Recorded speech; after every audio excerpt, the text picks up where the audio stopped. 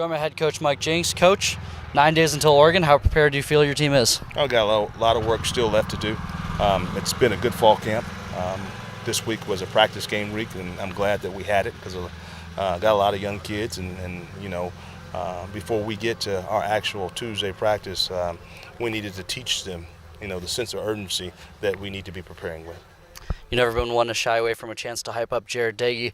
How good has he looked the past few days? Well, he's been very efficient, and let me say this: I've been pleased with Jared's development. Just from a physical standpoint, he's a completely different looking kid.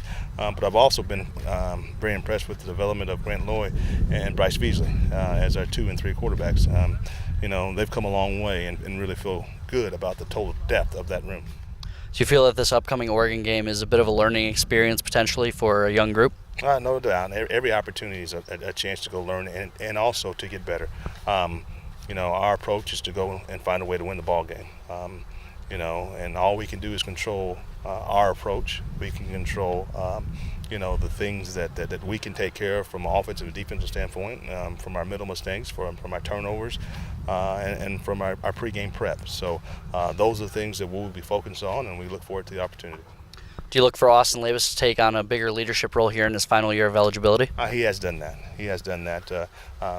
The offensive line, once coming into BG 3 years ago, was a kind of a spotty group. We had some good individual players there, but I think we only had 6 kids on scholarship.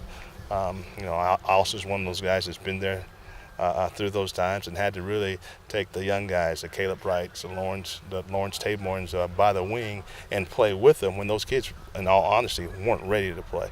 So it's a deep unit right now, and Austin Labus is definitely its leader. David Konowalski out for the year with an Achilles tear. What's your message been to the rest of the defensive line as far as how to step up and fill that role? Well, not just the defensive line, it's just every position on a football team. We have to have a next man up mentality. My thoughts and prayers are with David and his family. He's a big part of our football team. He will be missed. Glass half full. The new redshirt rule looks like it'll allow David a chance to come back and get an extra year. So we'll look at it that way. It'll be a bonus in 2019. 3 out of your first 4 teams you're facing will be Power 5 schools. Do you feel your team's up for the challenge? Oh, we have to be. That's today's day and age. Especially when you look at our conference. We're not the only ones doing it. Again, there are tremendous opportunities for our young student athletes, and really we try to sell it in the recruiting process. That you're going to be on the national stage. You're going to play on 3 out of the 4 games. You're going to be on national broadcast TV.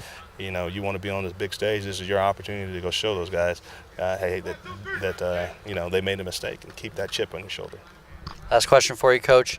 It's been 3 years since the last MAC championship. Tell these fans why they should be excited about the 2018 version of the BGSU Falcons. Well, I tell you what, we've got a very, very the culture in our locker room is unbelievable. And really what you're starting to see as you do these interviews and things of that nature, these kids are starting to take ownership of their locker room, ownership of our football team. That's something we've been waiting on for a long time.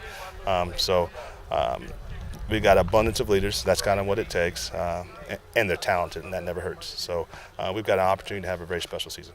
Coach, thank you so much for joining us and taking the time. Thank you.